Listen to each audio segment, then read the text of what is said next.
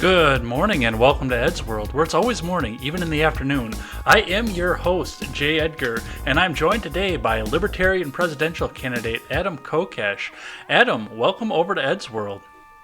Hey, thanks so much for having me on. And I got to start by saying thank you for your flexibility in this. And I'm actually it was unfortunate that we weren't able to speak 2 weeks ago. So first of all, thank you for your flexibility and your professionalism and understanding here. But my, oh my, how things have changed in the last 2 weeks. We are at a very interesting juncture with the Libertarian Party and the nominating process here. So we got a lot to catch up on. I appreciate the opportunity. And I know you're friends with Freckles and Britt and the Freckles and Britt show. Awesome interview. So they got to beat you to me. Mm-hmm. There's a lot of bad possible double entendres if I had slipped up any more in that sense. But I really do appreciate that you waited, and I think you had a request, right, that we go full Elon Musk at the beginning of this podcast. Now, I'm not going to get stoned if I'm going to talk to you and your audience for 2 hours. Just to kick this off with a symbolic token of appreciation, I am happy to oblige. Maybe if you want to get me really lit for a lightning round at the end of this wonderful 2 hours you have planned, I'm open to that. But here, cheers to you, Ed.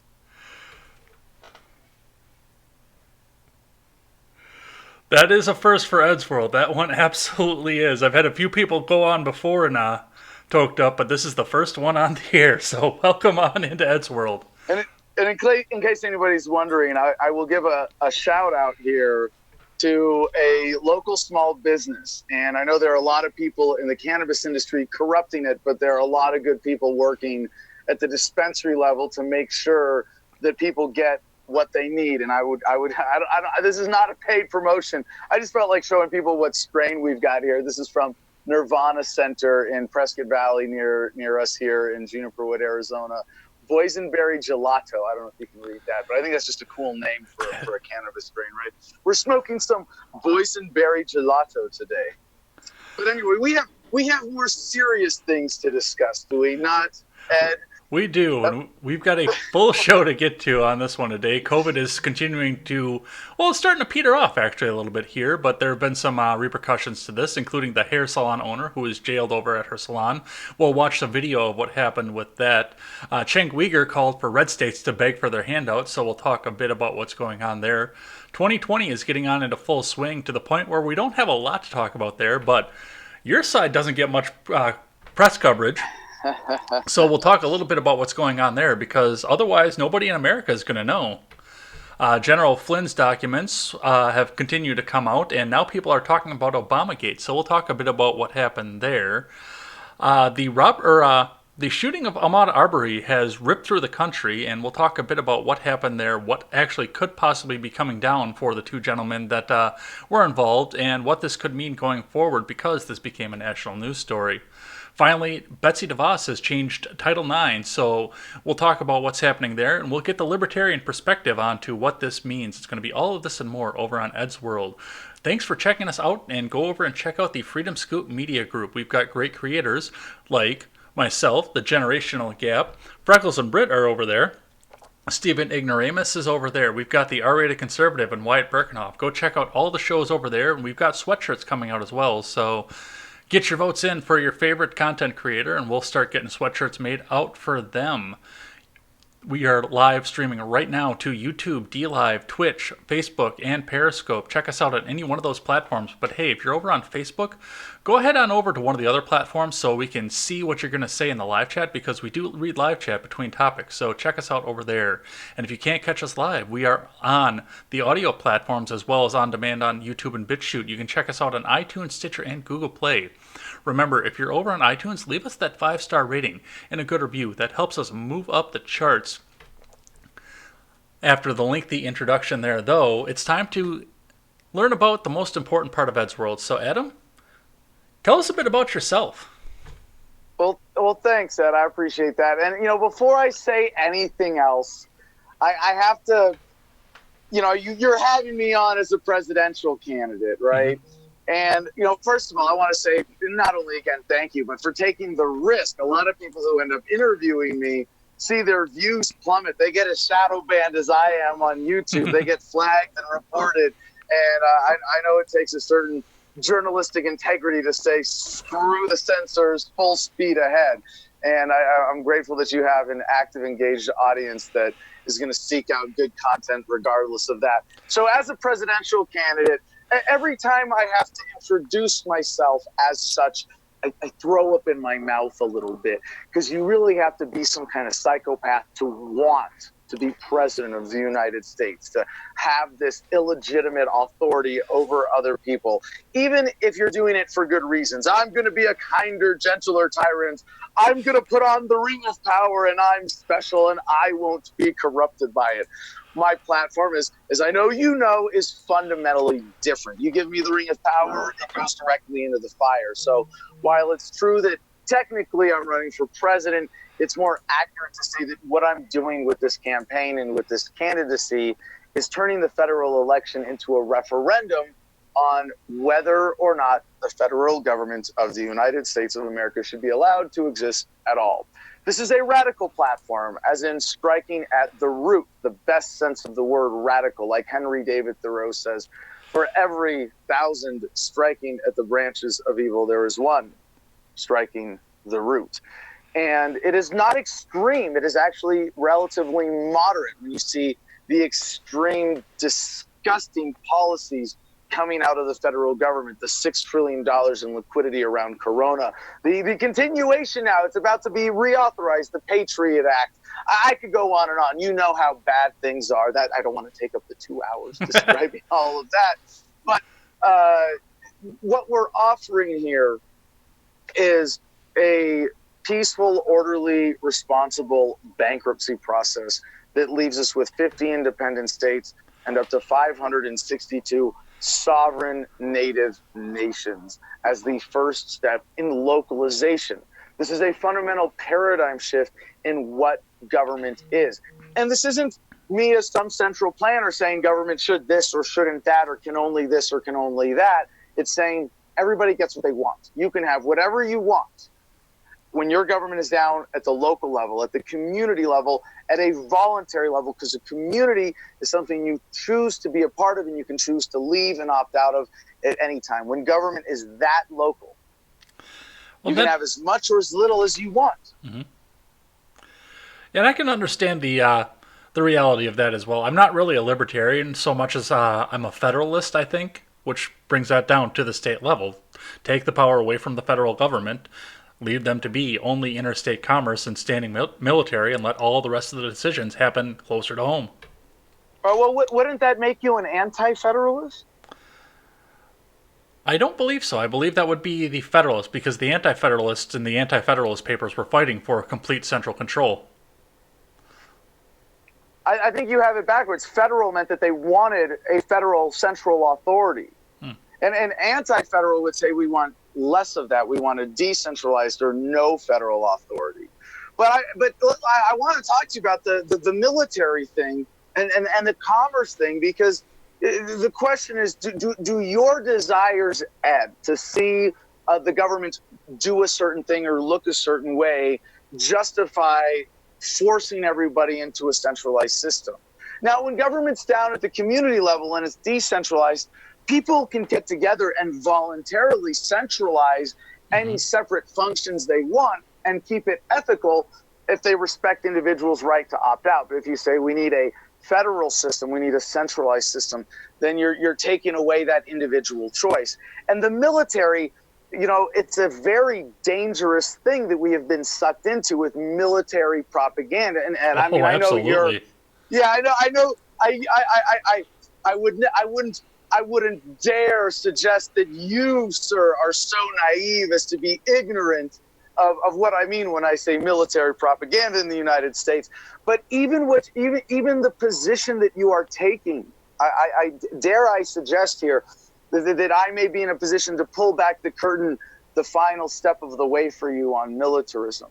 And that even the idea of a standing army is contrary to basic human ethics. This is why the founders were against it, that they favored a decentralized militia-based defense as opposed to a centralized standing army. They actually very specifically said they opposed anything that would be called a standing army. Certainly our military today, as the military industrial complex run overgrown monstrosity than it is, would qualify as a standing army.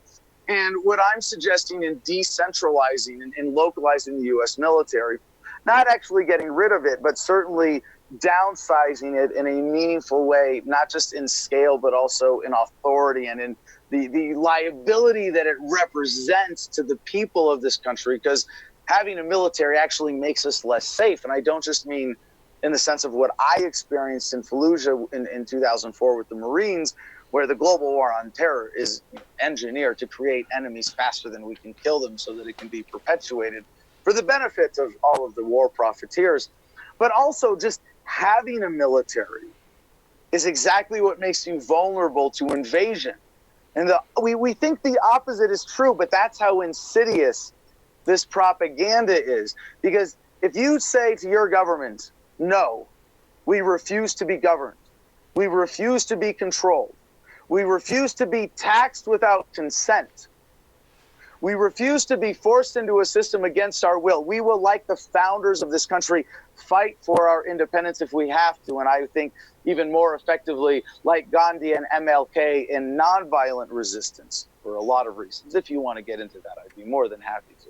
But that we can resist this tyranny now and say no to militarism is exactly how we defend ourselves against a foreign invader, with the founders' vision of a decentralized militia-based defense and a well-armed population that refuses to be governed by anyone. That is the only legitimate defense for a free people. The best, the most effective, the most efficient, but also, as Gandhi proved, the well-armed part is truly optional. And even by suggesting that we allow the government to maintain a standing army, paid for with money stolen from the people, is to give up our fundamental freedoms and our best chance at safety and security. Well, I can say that we could do the local militia as well, as long as we keep the redcoats and the French out. Well, so, again, it's what is the purpose of invading? To govern. Mm-hmm. But we're being governed pretty hard now. Yeah, that we are. The average working American is working for government half the year when you add up all of the taxes and fees and fines and hidden costs that you pay for government. And now, we wanted to get into Corona. What's the crisis? Yes, there's a real virus. Ron Paul called it the coronavirus hoax in a column in March. I did it February 1st with a podcast called the coronavirus hoax. It's not to say that the virus itself is a hoax, but the fear mongering around it, the manipulation policy absolutely is. We are not in a pandemic crisis. We are in a pandemic. The crisis we are in is the forced unemployment crisis. Mm-hmm.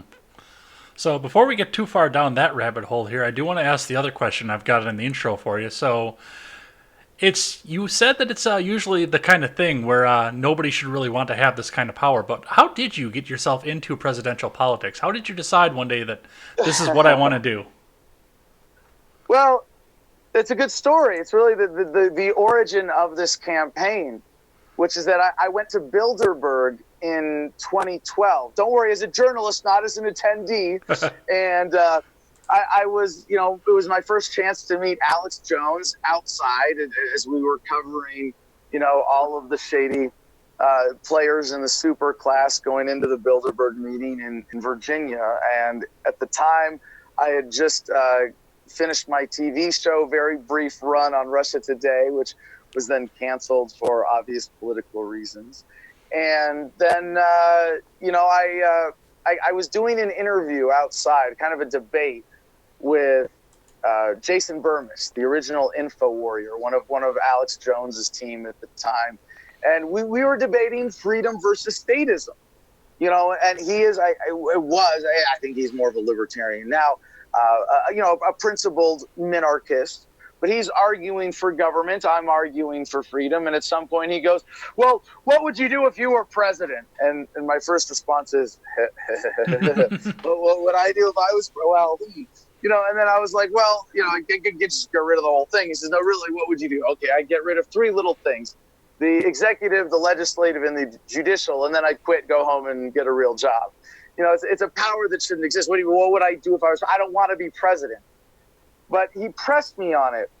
And as someone who is advocating for a specific worldview, I took the intellectual responsibility of really answering the question, and it came to me, I would abolish the institution, and I would only be able to run on that platform ethically, in line with my own principles. It wouldn't be ethical for me to say, I'm going to run and I'm going to put on the ring, but I'm going to slowly chip away at the ring, or I'm going to get rid of this part of the ring and this part of the ring, but I'm going to hold. No, of course, I'm throwing the ring in the fire.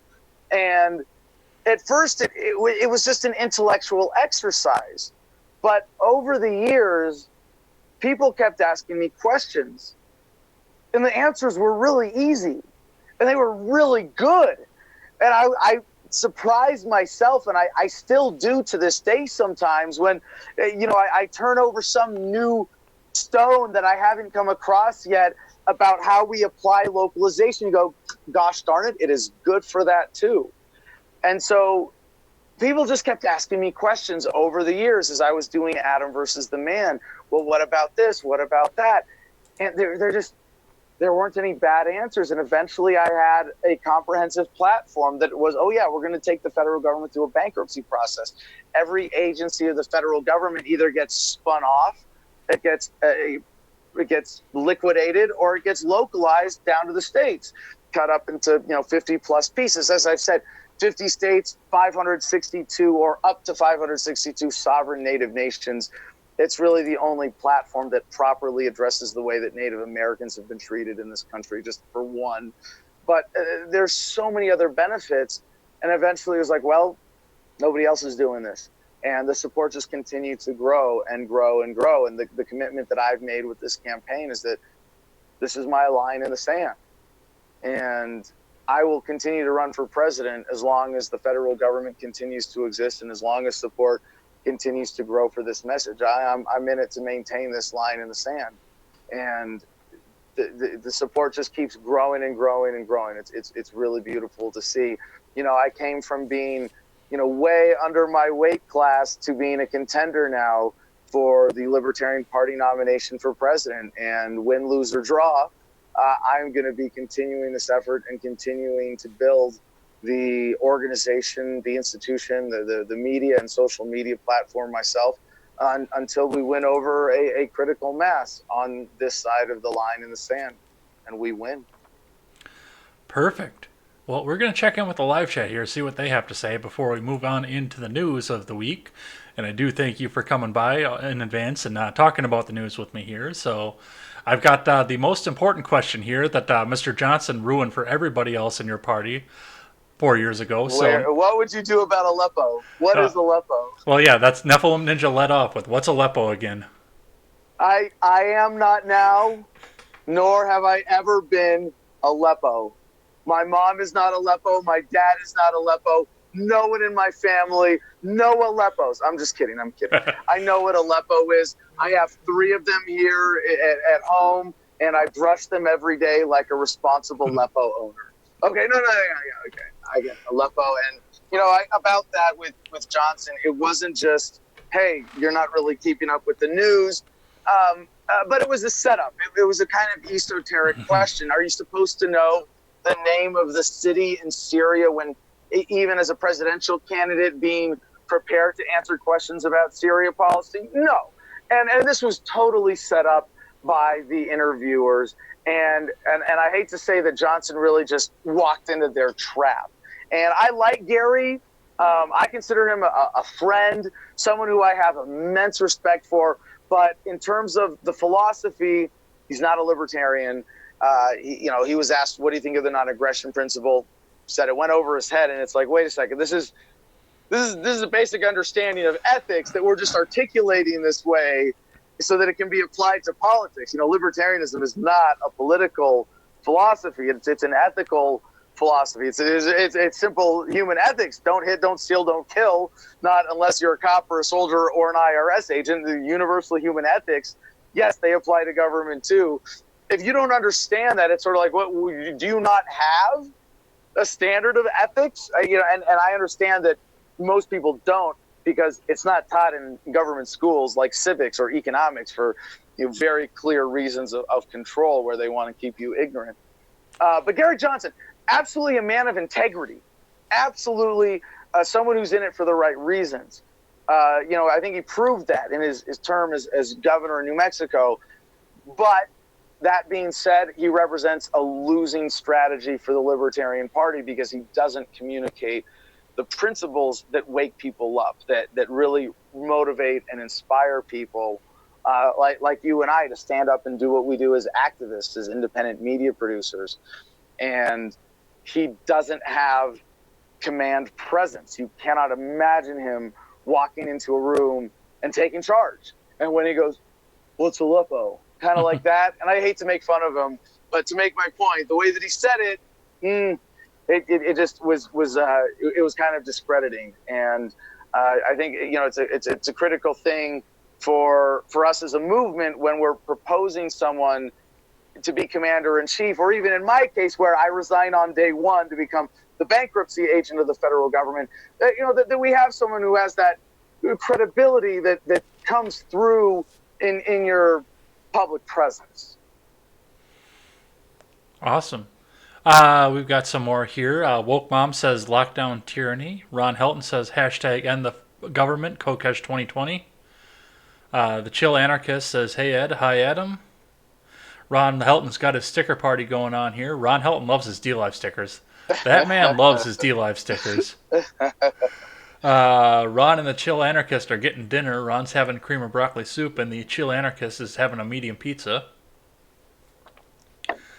Looks like I'm drinking iced tea by the gallon here as it warms up, since I have the air conditioning off for you.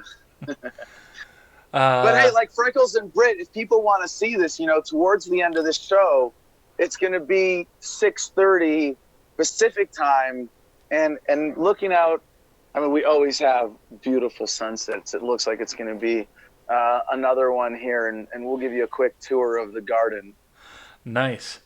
Ron Helton says the duopoly is destroying our liberties, which is kind of where you were saying too with everything, and then he laughed at the fact that somebody asked about Aleppo. And that is going to be, we will check back in with the live chat here after we get done with the COVID topic, but we do have some news to cover here, so you ready to jump in? Let's do it. All right, to start off the stack here, we've got a couple stories out of Texas. First off, hair salon owner Shelley Luther was jailed this past week she was in for 2 days, I believe, off the news story that I read. She was let out, obviously, because the governor said that she was to be released. But she had After being sentenced to 7 days originally. Yeah, 7 days. What a sentence. But she had some words for the judge that sentenced her to this here. So the first thing we're going to do is we're actually going to have a listen to what it was that she said. So we got a couple minutes of video here. Let's get that started. Whoops, I got to run that from down here. As Open Texas protesters stood their ground outside, inside the Dallas courtroom. Counsel, excuse me. They're remedy of $500 to 6 months. Counsel, you will not speak over me. Salon owner Shelley Luther and her attorney Warren Norrid stood their ground too, defiant that her salon will not close. Sit down and be quiet. I am not through speaking.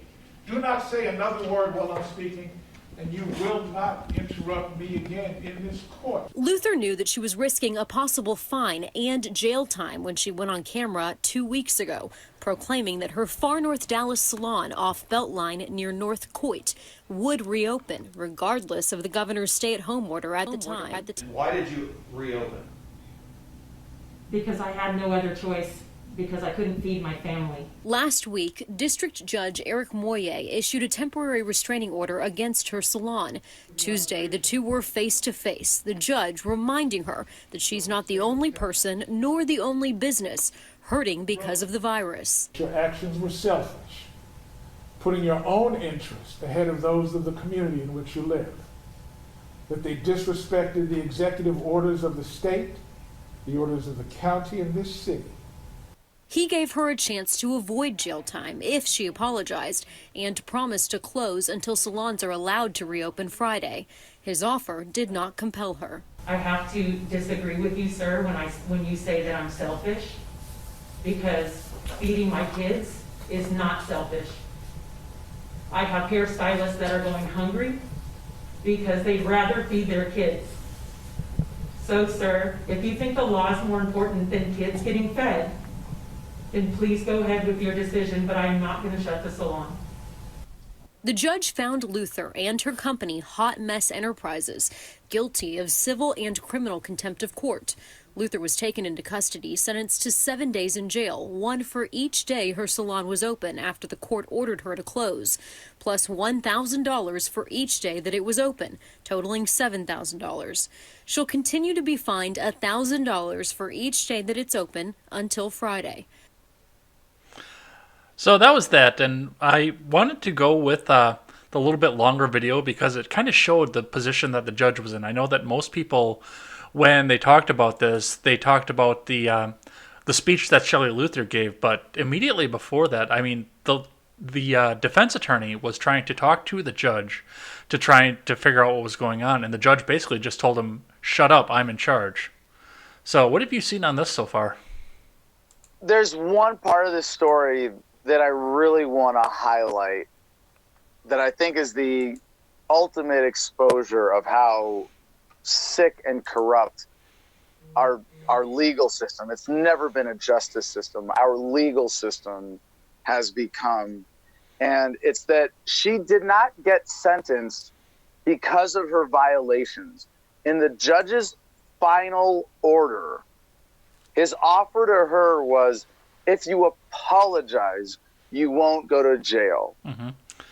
If you kiss the ring, if you bow down to my authority, if you do that, you won't go to jail. And she defied, and I'm so grateful that she did, to make that point, to create a viral story, to point this out in civil disobedience, as I have so many times in my career, that she was able to make this point abundantly clear to the American people that this is absolute abuse of authority.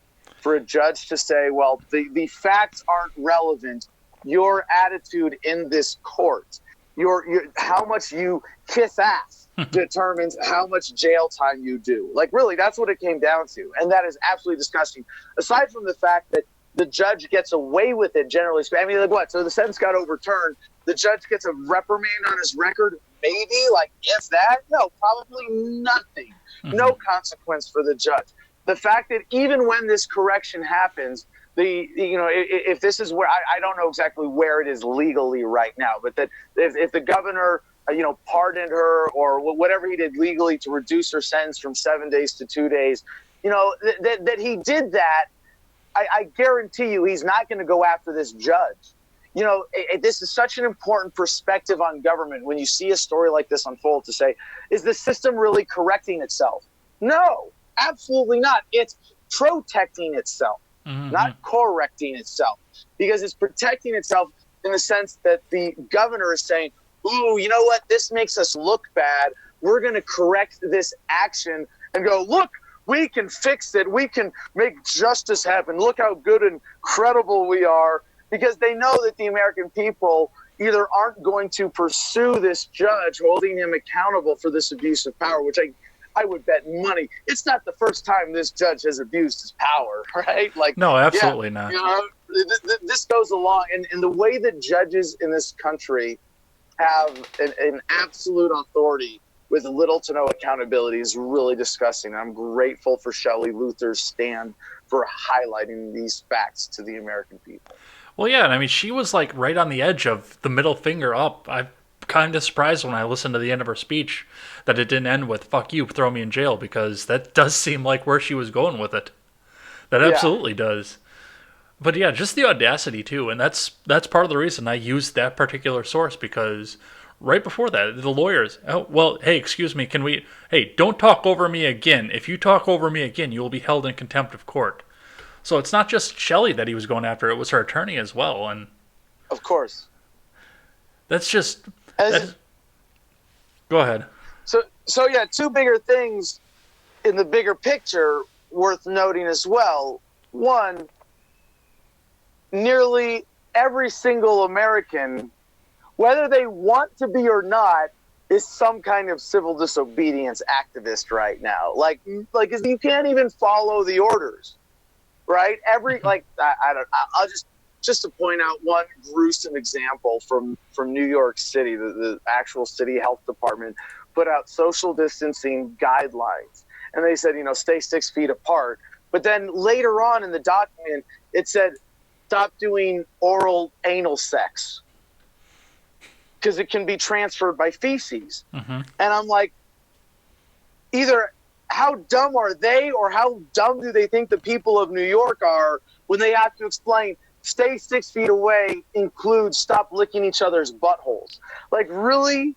But there's that one thing that, I don't want to say every single American is a civil disobedience activist. Now, that would be an exaggeration. There are some people in some states who both, one, want to be totally obedient and are capable of understanding and consistently applying their state's shutdown orders, and three, never fall for the temptation of just breaking the rules just a little bit, just for this one thing that they want to do, right? Mm-hmm. Like to go to the park, or to go see their friends, or to go outside, or to have more than 10 people at their home.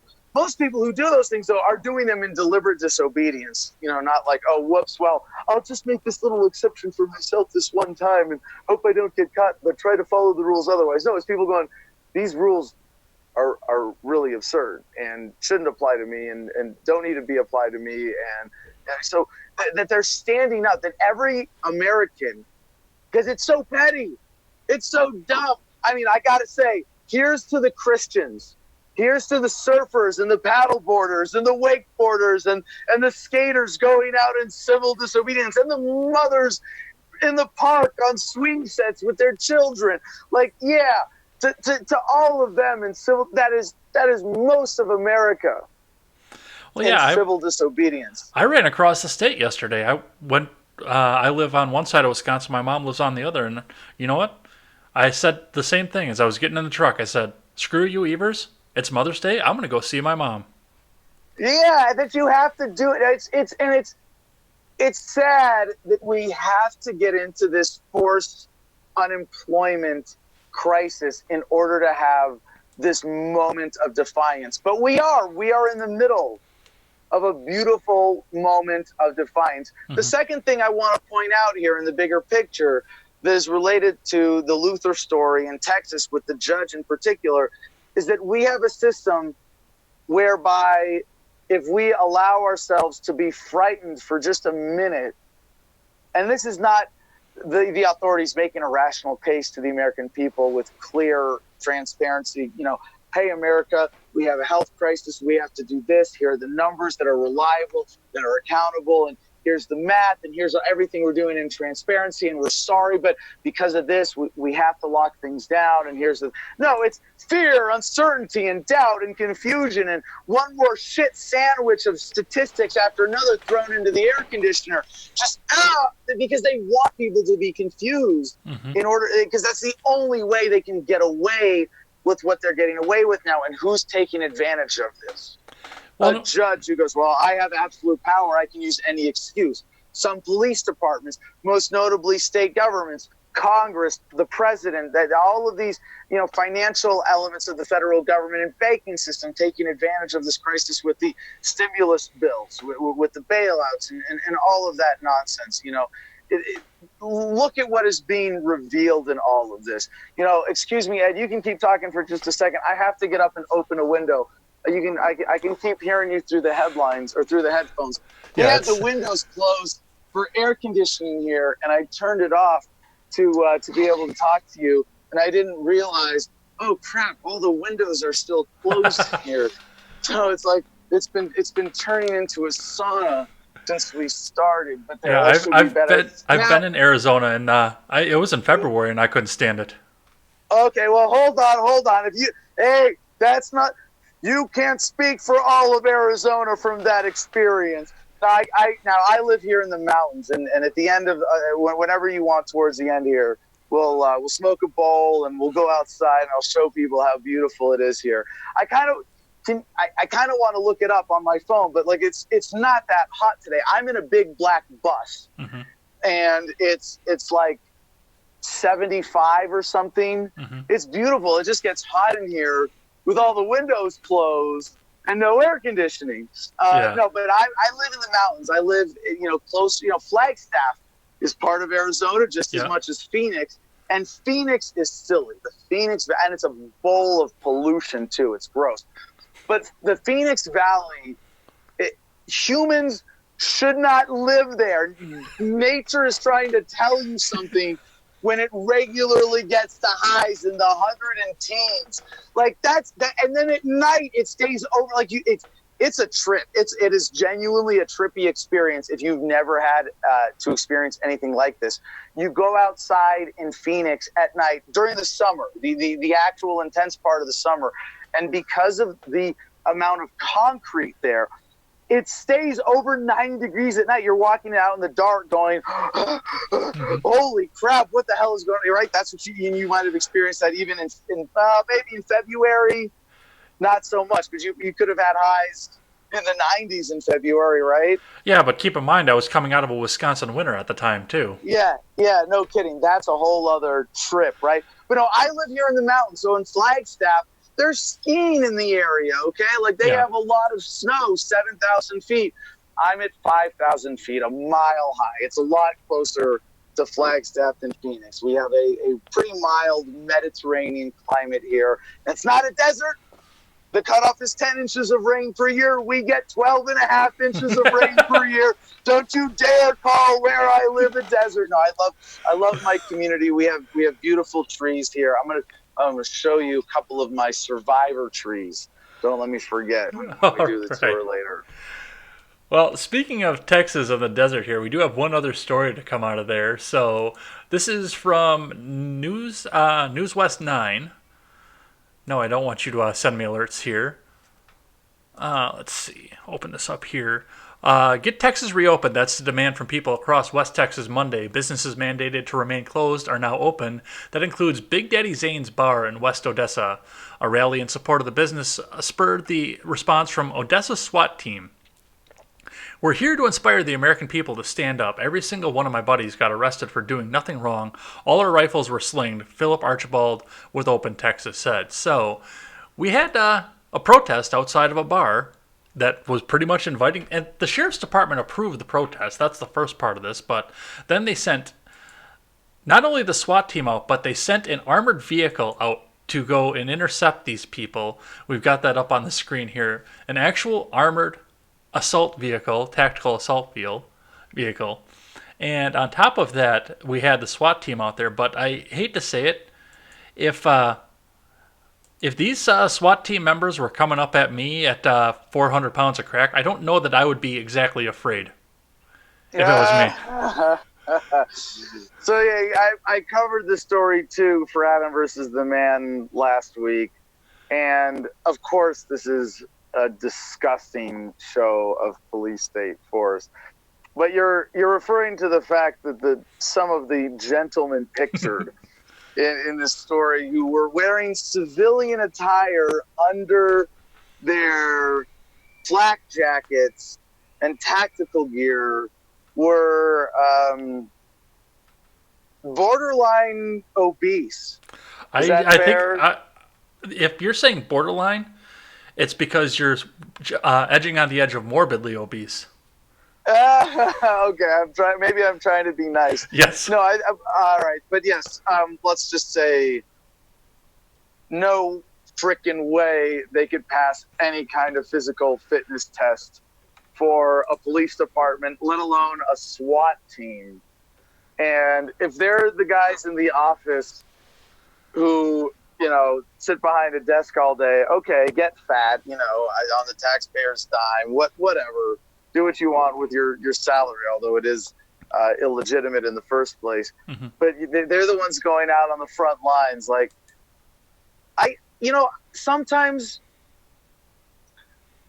I feel really sorry for agents of the state who are embarrassed by my activism and other civil disobedience, who get turned into memes. Like, my Jefferson dance party story, right, from the Jefferson Monument from back in 2011 when I was choke slammed for. Oh wow, this is what most people know me for as a civil disobedience activist, was dancing at the Jefferson Monument and getting choke slammed by a cop. And I wonder, like, when that video went viral, I don't know. You know what? Now that I think about it, I take it back, because in his case, so that video went viral, obviously, mm-hmm. and it actually became a major news story. He arrested. He wasn't the arresting officer, but he was the transporting officer for another time I got arrested, like a year or two later at the White House. So, like, he was still doing his thing. I don't know, but I think of the cops. Okay, I take it back. For a second, I felt sorry for them. But they all have this, like, ridiculous delusion of righteousness that is just propagandized into them by therapy and who knows what else from their departments and city governments blowing smoke up their butts. But yeah, like, even cops who, shoot innocent people now and get 2 weeks paid vacation or desk duty as a result. I guess it's pretty hard to feel sorry for them, isn't it? I think I think about the ones that are really guilty of murder, of racially provoked or motivated murder or manslaughter on the job. For the ones who, if they really were doing something accidentally and ended up, like, I've actually gone and embarrassed cops. One of my most viral videos, I don't know if you've seen this one, was Adam verbally body slams, chokes out cops at White House, First Amendment audit. It's a pretty cool video where I'm actually, like, chasing cops down with a microphone after they come after me for filming on the sidewalk without a permit. And at one point I asked I'm kind of getting in this guy's face going, "Why are you shaking?" And for that guy, I kind of feel sorry for him. I guess, he's out there, they're out there threatening and carrying out real acts of illegitimate violence against innocent people. So a little embarrassment is probably, a mild way of calling them to account for their actions. Never mind. Sorry I got on that whole tangent to begin with. Well, that's fine. I should say, sometimes I'm tempted to feel sorry for cops that are embarrassed in violent videos, and then I think better. I've got some sympathy for the guys that, like you had said, went off to the desk and put on the weight for that, because when I stopped turning a wrench and when I started doing parts counter sales, I put on a little bit myself.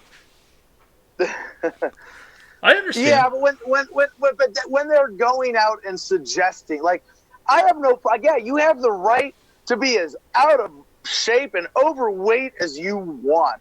I don't want to do that. I get too heavy by my own standards sometimes. I understand the temptation. I only lift weights so that I can eat more ice cream. Like, I get it, And I certainly sympathize with people who have health problems. I've had injuries that have caused me to gain weight before. And if you have a certain genetic predisposition, all the more, sympathy for you. But when you get out there and suggest that you should be the enforcement arm of the state and that you should be carrying guns as any kind of dispute resolution force or peacekeeping force or protection, serve and protect kind of force, and you get out there as these officers were, easily, am I being nice, 50 plus pounds overweight and obviously out of shape, no sympathy. That's a whole other level of offense where, we're not calling you out for being fat. Mm-hmm. We're calling you out for being irresponsible as an active agent of deadly force, right? Mm-hmm. All right, I got a couple more on this topic that I want to make sure that I get your opinion on. I'm going to bump a couple of them off of here because we're running up against the clock already. But I do want to get a couple of these out for you. And one of these is going to be the Cenk Uyghur case. So, according to the Washington Examiner, begged for their handout, Cenk Uyghur wishes Democrat president to cut off funding for red states. A left-wing media personality said he wished a Democrat was running the country so Republicans would be forced to beg for their handouts.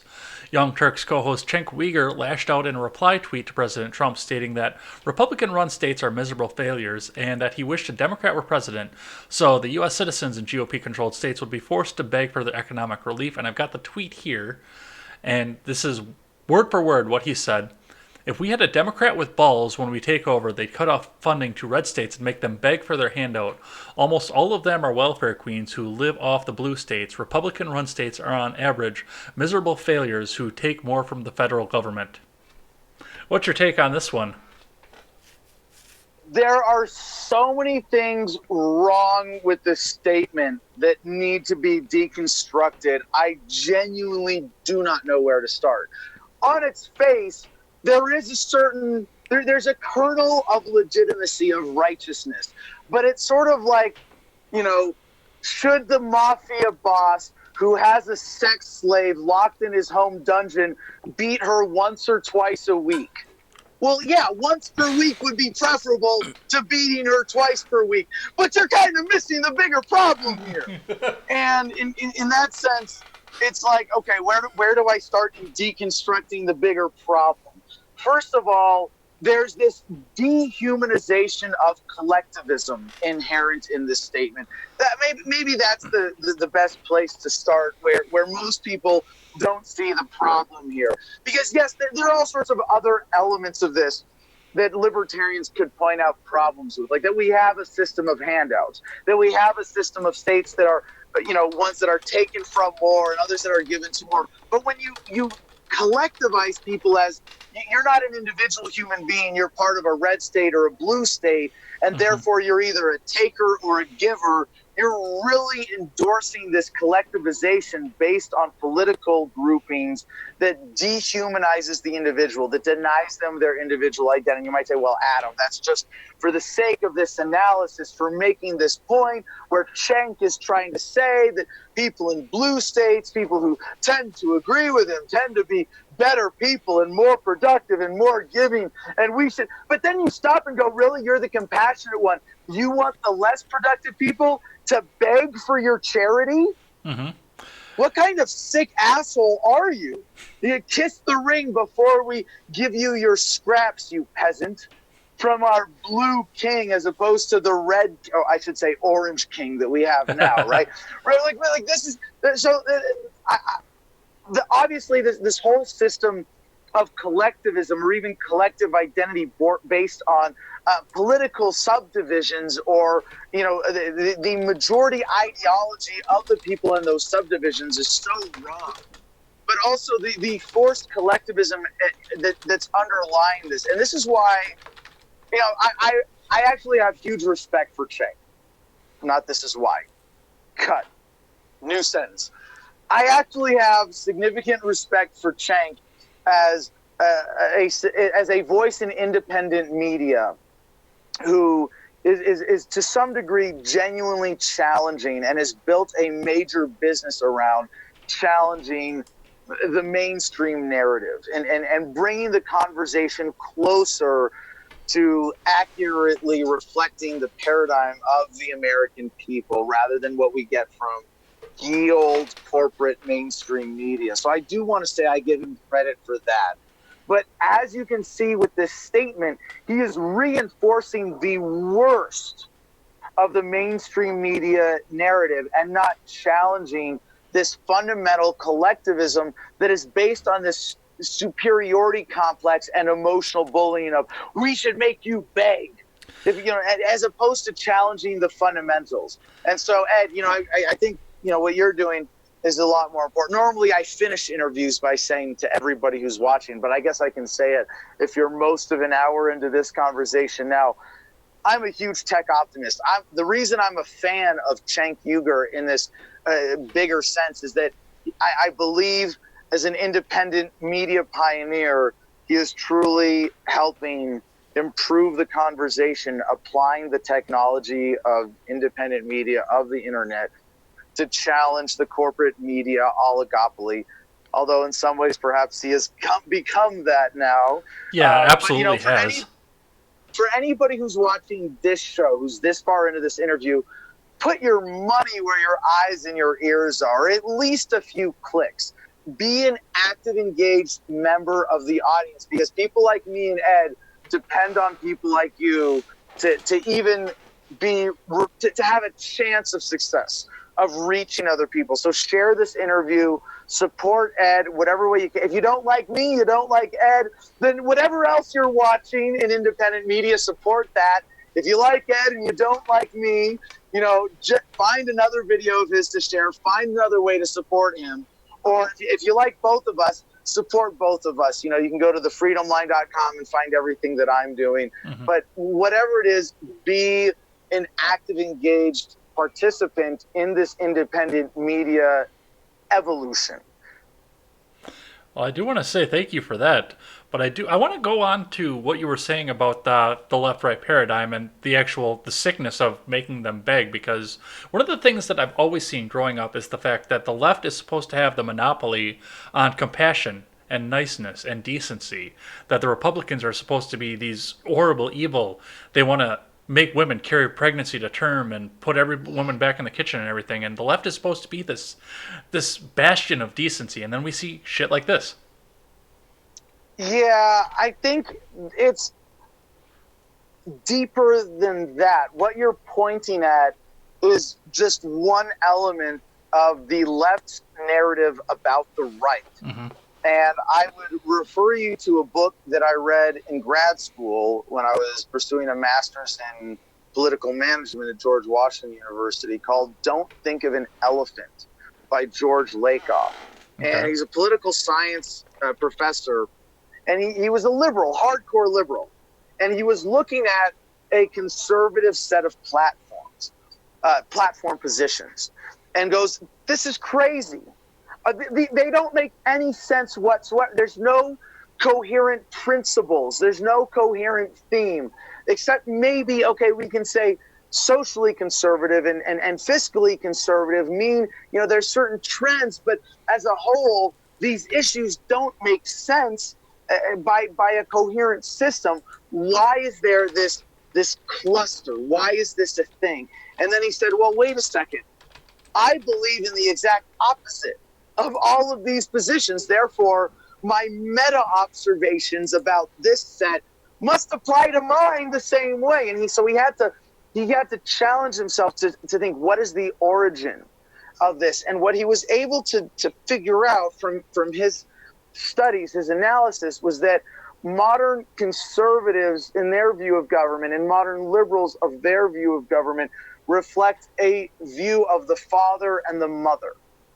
There's a fatherly and a motherly mentality. Now, obviously, the government's not a parent. We shouldn't see it as this. This is insane that we have been misled into transposing our concept of parents onto the governmental authority is just a sign of how insidious its psychological grip on us has become. And it's these different visions of masculine and feminine ideals that lead to all of these bullshit false narratives, like the one that you presented, that liberals want to say that conservatives are heartless. And it's silly. It's just, you know, a sort of male-female ideal manifest in politics, trying to be critical of the other. But to that challenge, who's actually compassionate? Well, hello, over here, really, the libertarians are the only ones who are truly compassionate in a meaningful, thoughtful way that leads us to ethics. Let's apply ethics to politics, to say don't hit, don't steal, don't kill. All of the other two sort of, and they're not two different political ideologies. They're really one. Status, you know, different flavors. You know, we want a fatherly version of the state. We want a motherly version of the state. They both want a version of the state that is an embodiment of parental authority.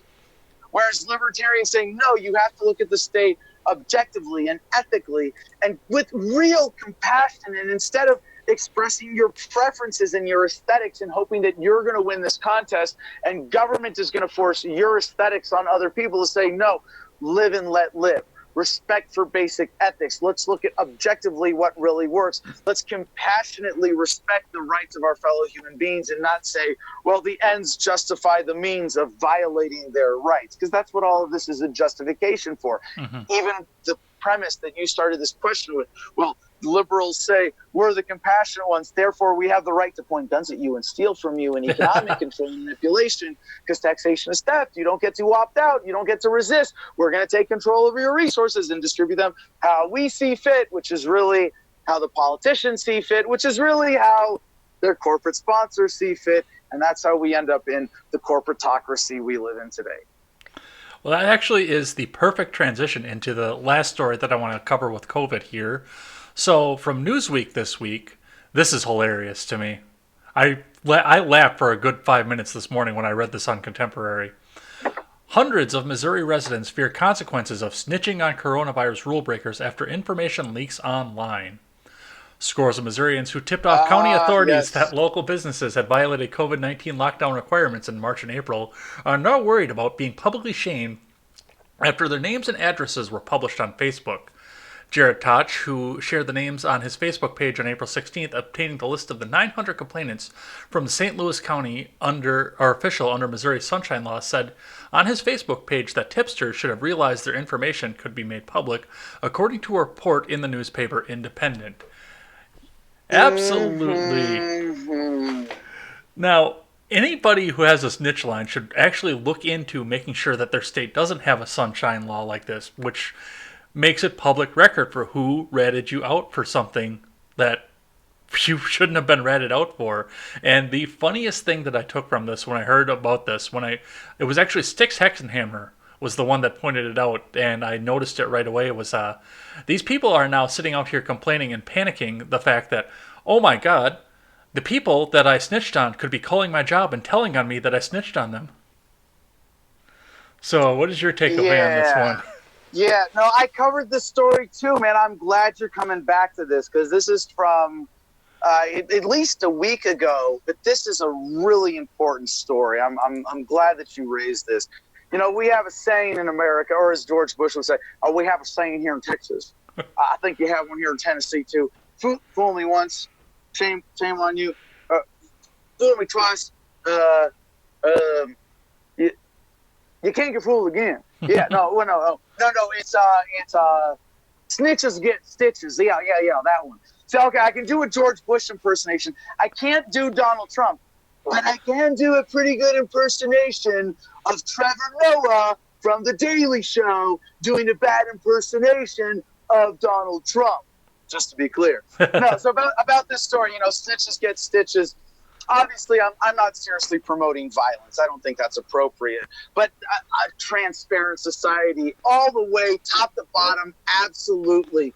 And it's one of the ways that they're able to manipulate us by fear is by secret ballots.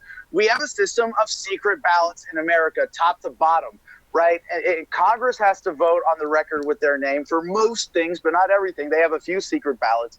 But for general elections, it's a secret ballot. You as an individual citizen, I think that you should have to have your name on the record and say, if I'm going to vote, I'm going to say who I'm voting for.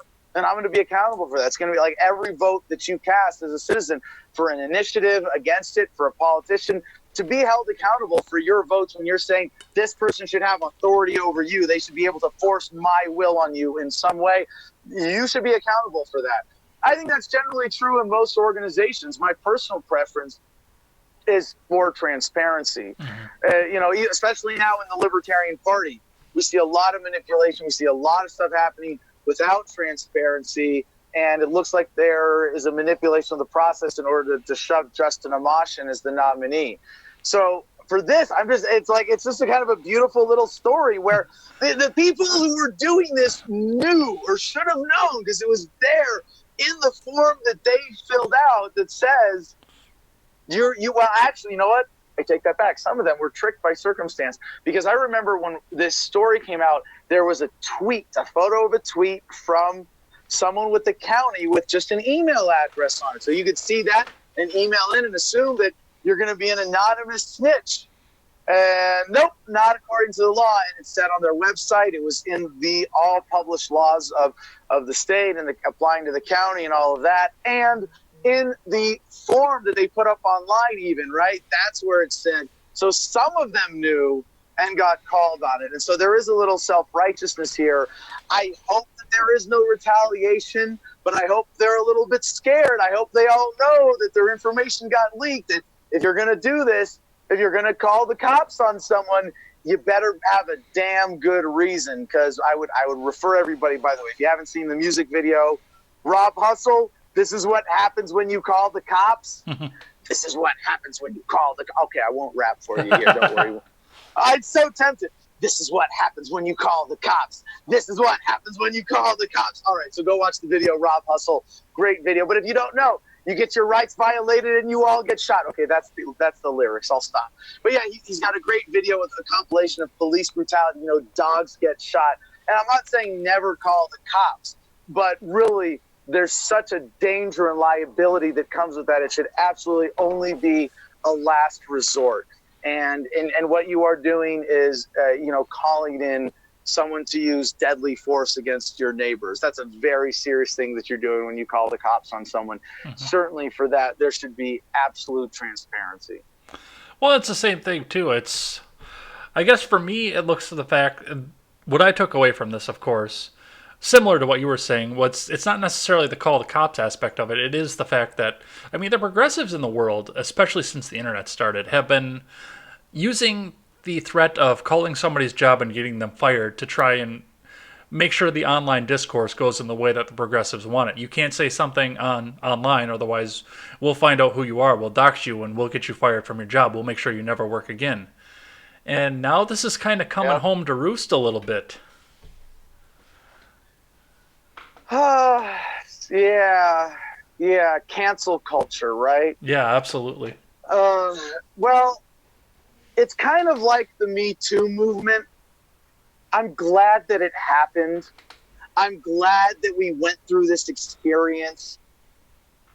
It was an overreaction. I'm glad that it's mostly passed and been put in check. I'm glad that the awareness has been raised. When it comes to cancel culture, I'm really glad that we have this mechanism. I'm really glad that women in general feel more comfortable reporting sexual assaults. I think that actually leads to more integrity because it raises the standard of immediate response rather than, 20 years ago I got raped. And you go, because and I'm sure some of those stories are legitimate. They all deserve to be heard. Mm-hmm. Do they all deserve to be believed? No, they all deserve to be judged fairly and appropriately. And there are enough when you lower the standards where you go, this is not something that we should be talking about. This is not a legitimate charge. I want women to feel more comfortable in general being able to talk about sexual assault. That's a good thing that came out of the Me Too movement. Similarly, out of cancel culture, it's a good thing that we have this mechanism of preemptively expressing consumer preferences, right? When consumers say, hey, if you as a sponsor keep advertising on this guy's show, we're going to boycott your product, and sponsors get pulled. Yeah, I think that's a good mechanism. That's better than government regulation, right? Because if we had healthy mechanisms of that, we wouldn't be dealing with the Federal Communications Commission, the FCC, managing censorship, censoring people for us. We would have censorship peacefully, voluntarily by the market. I'm all for voluntary censorship. That's you tune people out. That's you voluntarily disassociate. You stop listening. People stop listening en masse. That's you stop inviting certain people on your private platforms. That's fine. I don't have a problem with that. And certainly that's the righteous mechanism. Now, is it always correct? No. And we've seen a lot of stuff in cancel culture where there's been an element of fear involved. And as cancel culture develops in a positive way as a mechanism of accountability, we as a society will be much more precise in its application. And you won't have TV networks freaking out because they got 100 emails and canceling a show because someone said one offensive thing, and then there's a million people in the audience going, "Oh, why'd you cancel that guy? What's going on?" And it's more of a loss. So major corporations and advertisers are now better able to fend off the hyper SJW nonsense and see what is a real threat of a boycott and what isn't. So there. All right, we're going to cut the COVID topic at this point here, and we're going to check in with the live chat, who is horribly neglected at this point. Oh, yes, please. All questions, by the way, if I'm even proposing that I should be the bankruptcy agent of the federal government, I must subject myself to all scrutiny possible. Well, Ron Helton summed up the Shelley Luther story in one sentence over here. It said, "That judge is a moron." That pretty much... No, he is a smart, evil man. In this case, I think that I don't want to call him evil, but no, it is not his lack of intelligence. It is his lack of character and integrity. Woke Mom is in here, says, "No judge, contrary. Her actions were heroic and inspiring." So thank you for that, Woke Mom. Welcome. Your new name in here, so I haven't seen that around before. Thank you for coming in and checking this out. She also says, "Notice all these politicians, government workers, and judges still have a paycheck." Let's see. Yep, very good point. Woke Mom says, "The whole system was designed for those at the top to benefit them. We're just the serfs to these power-hungry freaks." Ron Helton's never encountered a judge. Ron Helton's never encountered a judge who was not an arrogant a-hole. Ron, you don't have to censor. You're on D-Live. Yep. Woke Mom says, I've met one, but I've met a lot of judges. Woke Mom says, "Why is Texas so a police state? I guess they're pretty corrupt," which is surprising because they're supposed to be this free, independent red state. Yeah, Texas represents this weird split personality of America better than any other state. We're the free Republic of Texas, and we believe in freedom and gun rights. And then they have not only some of the most offensive police state policies in America. It was actually, both of those stories, Shelley Luther and the bar with the SWAT team, those were both from Texas. Texas was also had the first county to mandate masks for pumping gas in the coronaphobia crisis. And it's not like they have small government with a weird authoritarian police state streak. They have about as big a government as most states. I don't know how they fall in terms of like government size per capita. It's not as bad as California, New York, some of these more overgrown states. But Texas is a big government state. No questions. All right, let's see. Ron Helton says, "Getting stopped by an overweight cop on a motorcycle for not wearing a seatbelt to protect oneself. Priceless." Yes. Let's see. Woke Mom says, "I like Dollar Vigilante," and I'm not sure what that's a reference to, but I like that. I'll have to look into that and see what that is. I wonder if I just read something dirty on the air. I don't know. No, it's he's that Dollar Vigilante is another independent media producer. Okay. Ron says, "I don't believe in appealing to authority. I would not trust most in the government to tend to my animals. I don't want their care." Yep. Looks like we've got Danny0151 in the chat here with some stickers. I'd go one step further. I wouldn't trust the government to tend my compost pile.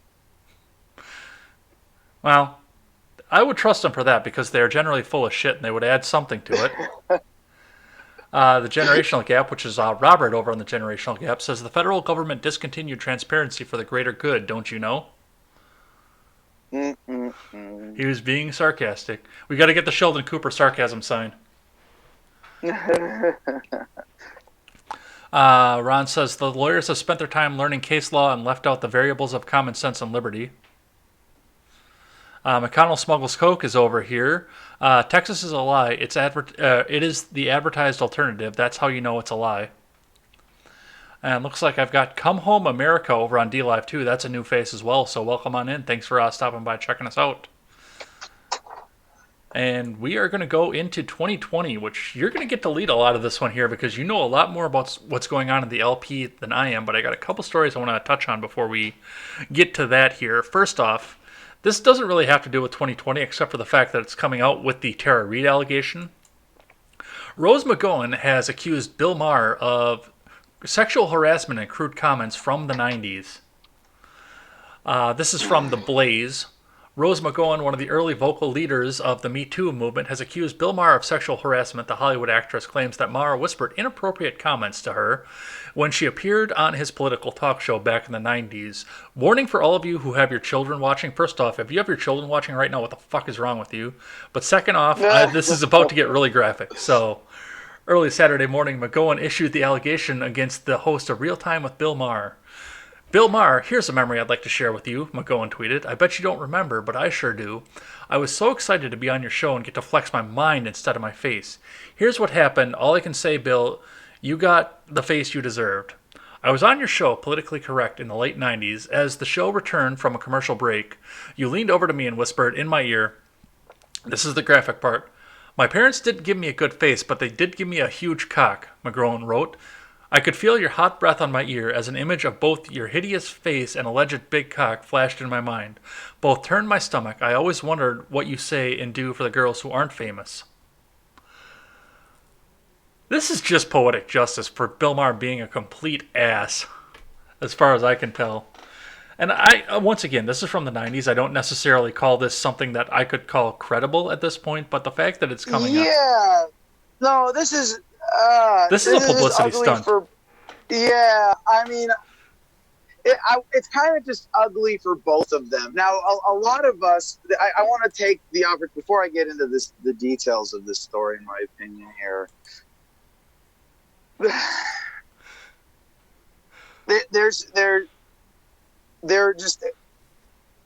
I'm sorry, there are just so many problems I want to back up and get into with this. But most people, and even those of us like you and I who have our heads in the news every day, we are low information voters or judgers when it comes to most things. Like, I very much care about my political opinions, my understanding of modern politics, the process, current events, the law, government, and of course, my ethical philosophy as applied to politics in libertarianism. And I don't talk about things outside of that or my one hobby of homesteading and alternative construction and off-grid living. But I generally have a sort of integrity of my intellectual integrity that I don't speak to things that I don't have a decent knowledge of. But I recognize, or maybe perhaps because I recognize, that I'm a low information judger when it comes to most things. You know, I've seen Religulous. I've watched a handful of politically incorrect episodes. I've seen a handful of clips from his show that were especially relevant, of interviews and exchanges on his panels. And, you know, segments of his that were particularly good that got shared with me. But I don't care enough about Bill Maher's character to like do an actual assessment. And most people who hear this, like, why is Rose doing this? Like, it's really dumb. It's bad for her too. No one's gonna look at her who hasn't already and gone, oh my gosh, I'm so sympathetic. Okay, cool. Like, that's great. Does she deserve sympathy for what she's experienced in other ways? Oh yeah, probably. I generally don't doubt that.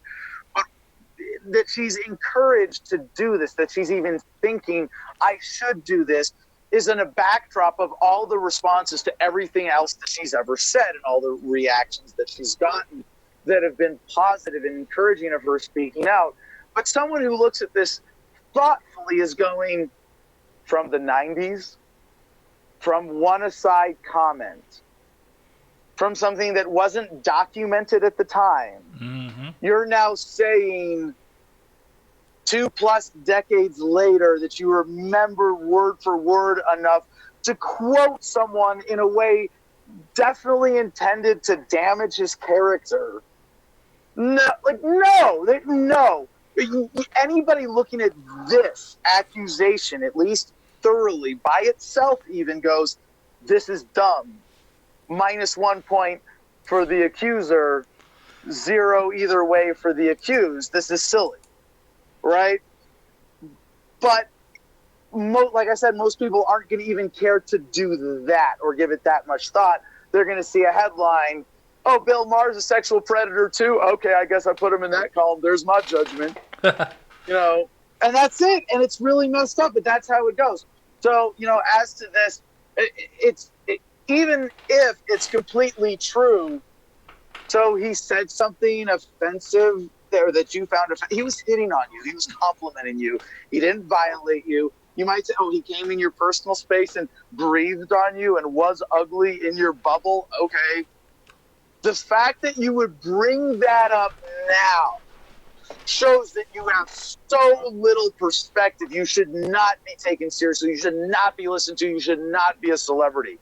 That of all the things you could say, like, it's not funny, it's not entertaining, it's not engaging, it's a bad distraction of it. You're saying that of all the injustices in the world that people should be paying attention to, of all the children starving, of all the people threatened by the United States federal government's military-industrial complex, of all of the Americans now facing a forced unemployment crisis and the consequences of it, even if they're not forced into unemployment right now, you want them to worry about and be sympathetic to you because Bill Maher hit on you in a clumsy, awkward, offensive way. At worst, 20 plus years ago, just shows what a self-indulgent person you are. I'm trying to be nice here, with a lack of perspective, who should not be listened to. And I could say that about so many other celebrities. I don't even care to make judgment against, Rose here. I've seen a handful of other stories. Do I care to judge her character? No, because I don't listen to people based on they were in a movie, based on there's some recognized, act. The fact that we listen to actors, that we treat them as celebrities beyond entertainers worthy of respect or admiration or giving their opinions any weight is one of the worst parts of American culture today. That was beautiful. I'm not gonna lie. That was amazing. Just you hit every point that I wanted to hit right on the token of that. And this does carry over into the presidential cycle too, because well, hold on before you move on. Maybe someone will cut out that clip and then Twitter hound Rose with it over and over and over again, and maybe we can have some impact with these ideas here. Well, this goes into, it's the same thing with the presidential thing, and it goes even back to the Kavanaugh thing. I mean, Kavanaugh got accused of much worse than this back in the 80s, but there was no way to corroborate it. In fact, the fact that the friends that were cited for it said that it didn't happen. And then now with Biden, once again, this is dark alley. Nobody saw it, nobody heard it, and now we've got McGowan. It's the same thing. Nobody saw it, nobody heard it except for her. When did we become such a society of he said, she said? How did this happen, and how do we stop it? Yeah, well, I would say it's a deeper cultural problem, along with what I pointed out about Rose there in celebrity culture. And it's sort of like, okay, this is the reality of the decision-making process faced by everybody who's ever worked for Joe Biden now that he's the nominee, right? Mm-hmm. They go, well, I could accuse him of something. Mm-hmm. Is it going to be checked? What is going to happen to me if I make up a credible story of him having sexually assaulted me in a hallway in what was it in one of the chamber, one of the basement tunnels and in the Capitol buildings, right? Something like that. Mm-hmm. There were no witnesses, and so he said, well, what happens to me? I become an instant celebrity. Yep. And a hero to everybody who's trying to defeat Joe Biden for whatever political reasons. So, hold on a second. Who is it? Oh, hey, I'm doing an interview right now, buddy. I'll come out in a little bit. Sorry, some of our friends here at the Garden of Freedom have some kids with us right now, Huh. or I think below the reading age, who haven't had the "Do Not Disturb" sign on notice for Oh, someone explain to them yet. But we'll get to that. that's awesome.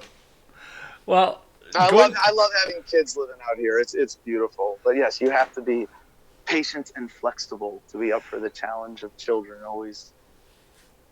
And my old lady wants 18, so. Only 18. She's not going to get a TV show. It was 19 kids and counting. And now you got to get to 20 if you want to beat that.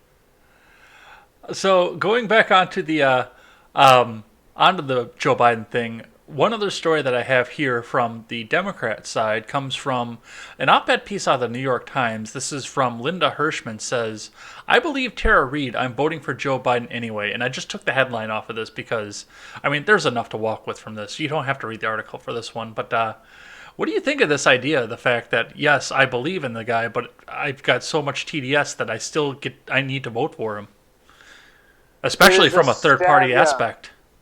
Yeah. Oh, obviously. There's so much tragedy in that statement of how America has been fooled into the lesser evil ideal of voting. That you're not voting for someone, but against someone.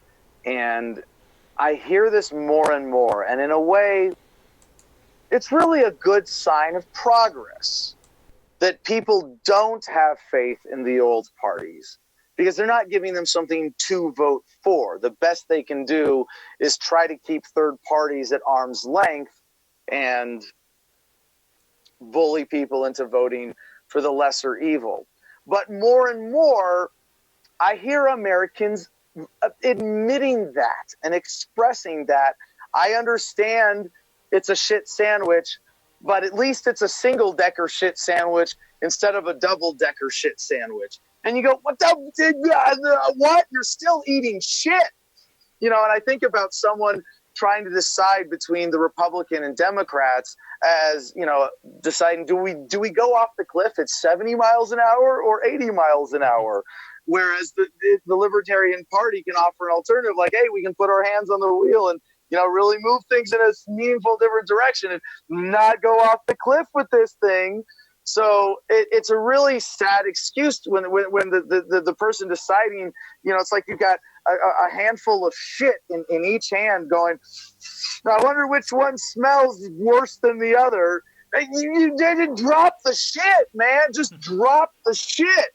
And with what we're offering with my campaign to the Libertarian Party of the secession platform, it's already polling at over 25%. We nominate someone on this platform, we're at 25% out the gate, ready to defeat the old parties, at least get into the debates and have a breakthrough year for the LP. So to your point here with Biden and Tara Reid and the I don't really care to know the details of these stories. I assume that when I get to be a threat to the system, there are going to be probably a dozen women who have come in, and men who have come into contact with me who could plausibly say they were alone in a room with me, who are going to get bullied or bribed or otherwise lured into making a false sexual assault statement. And until the decision-making matrix, the incentives that all of those people in those positions face, we're always going to have this. And I'm kind of glad that there's a point. I think we've passed the high watermark of the relevance of political gossip. Barely. Like we're close to it right now. And when these stories stop having the impact that they do, they'll stop being a big deal. They'll stop being major news stories. And media, they'll be relegated to tabloids first, right? And already, what you see in tabloids is worse than what you see in the mainstream media, even though Tara Reid has made it through to the mainstream media with her allegations. eventually the mainstream media will serve as a better filter of these stories, and you'll only see them in tabloids, and then eventually people will stop reading the tabloids because they'll grow up, and we won't have to deal with silly conversations like this anymore. So, speaking of the Libertarian Party at this point here, tell me, first off, I want to touch on something that I pulled off of Jen the Libertarian show, and that is the fact that Austin is not happening anymore. Is that still correct at this point? Right. The current plans are to have a virtual vote for the presidential and vice presidential nominations on May 22nd, or at least start that process virtually May 22nd. It remains to be seen how this process is going to unfold, if we are going to get a fair and transparent vote. I generally highly doubt it, but we're working on that. I don't really trust the process right now, based on how it came about and the last minute nature of this. But I'm still hopeful, and I'm excited to see what happens going into this. They're saying that we're going to have an in-person convention to do party elections and business, and to have a rally at a later date. Remains to be seen, how all this is going to unfold. I will personally do nothing, and I make this as a public pledge, to obstruct the process of the digital vote, even if it were to favor me personally.